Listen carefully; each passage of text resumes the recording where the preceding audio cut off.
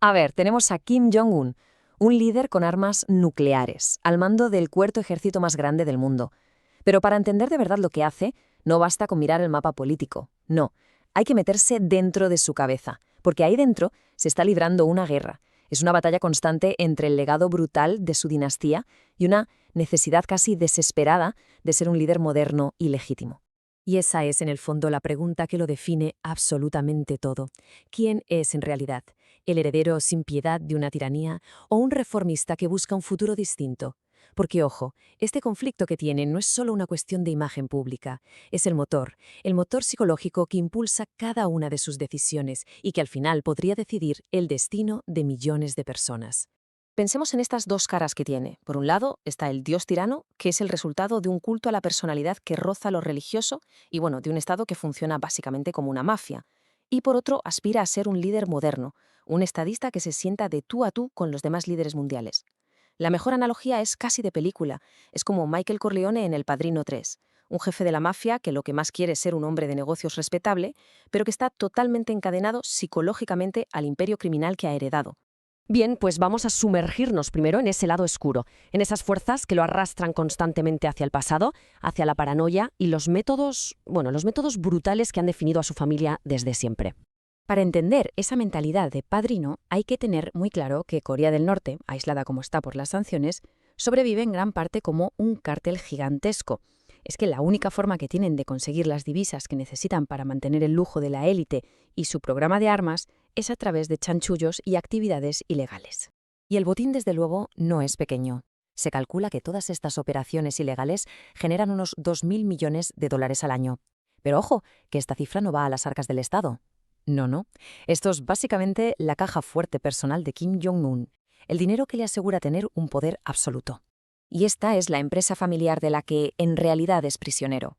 El tráfico de armas, la producción masiva de metanfetaminas, la falsificación de dólares a una escala increíble y, por supuesto, los ciberataques.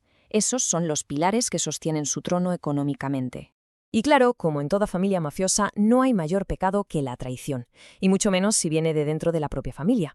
Este de aquí es su hermanastro, Kim Jong-nam. Fue ignorado en la línea de sucesión y vivía en el exilio, pero su sola existencia ya era una amenaza. Una amenaza que, por cierto, se volvió intolerable cuando se supo que era un informante de la CIA. Y lo que pasó después parece sacado de una novela de espías, pero fue terroríficamente real. Dos mujeres, a las que engañaron diciéndoles que era una broma para un programa de cámara oculta, se le acercaron en un aeropuerto abarrotado. Le frotaron la cara con lo que ellas creían que era una loción, algo inofensivo, pero en realidad era el agente nervioso VX, una de las armas químicas más letales que existen. Y todo, claro, bajo la atenta mirada de agentes norcoreanos. Un asesinato público, a la vista de todos. El mensaje era brutalmente claro. La traición se paga con la vida, y da igual donde te escondas, te vamos a encontrar. Venga, ahora vamos a cambiar completamente de tercio. Vamos a explorar la otra mitad de su mente, la que no se forjó en la paranoia de Pyongyang, sino en la libertad y la normalidad de Occidente. Es que durante años Kim vivió de incógnito en Suiza, yendo a un colegio público como un chaval más. Era un adolescente obsesionado con los videojuegos, las zapatillas Nike y sobre todo con Michael Jordan y los Chicago Bulls. Ahí probó por primera vez lo que era una vida normal, una vida próspera y libre, a años luz del mundo que estaba destinado a heredar. Pero lo más fascinante de esta etapa es cómo terminó.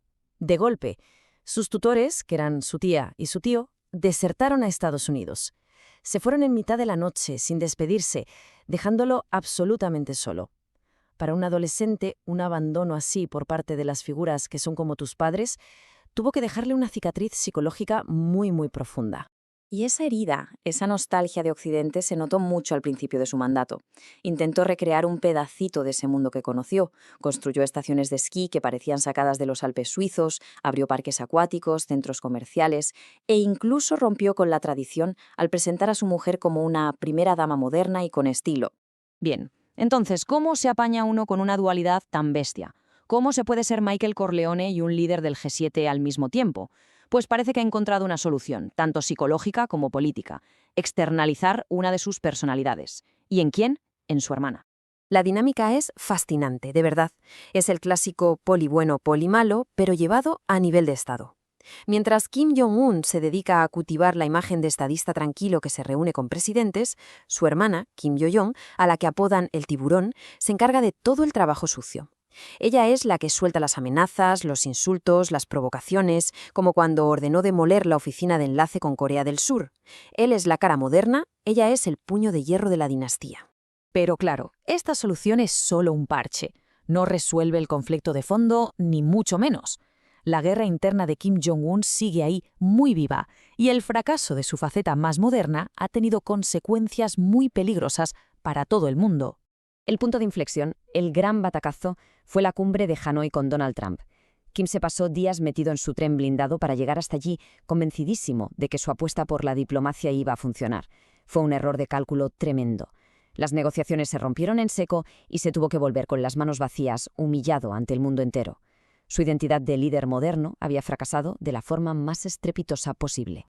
Y esta imagen lo dice todo. Después de esa humillación diplomática, ¿qué hizo? Pues un regreso de lo más teatral a sus raíces más místicas. Se fue en peregrinación al monte Paektu, el lugar sagrado de su dinastía, montado en un caballo blanco. Fue un acto simbólico potentísimo. El estadista moderno se retiraba para dejar paso, otra vez, al rey guerrero. Y desde ese momento la faceta de tirano ha tomado el control por completo, ha redoblado su apuesta por las armas, ya tiene más de 40 misiles nucleares, está construyendo un nuevo submarino balístico y ha presentado el Monstruo, que es el misil balístico intercontinental móvil más grande del mundo. Su régimen es, a día de hoy, más peligroso que nunca. Y aquí, justo aquí, es donde está el peligro ahora mismo. Tenemos a un líder con un arsenal nuclear que se siente psicológicamente acorralado por el fracaso de su intento de apertura y por el ahogo de las sanciones. Y cuando alguien así siente que no tiene salida, bueno, las soluciones extremas se convierten en una posibilidad muy, muy real. Así que, al final, la cuestión clave es esta. ¿Podrá el modernizador que soñaba con los Chicago Bulls en Suiza superar alguna vez al tirano que se forjó en la paranoia de su dinastía? Es una pregunta que sigue en el aire, y de la guerra que se está librando dentro de la mente de este hombre depende, literalmente, la estabilidad de toda una región.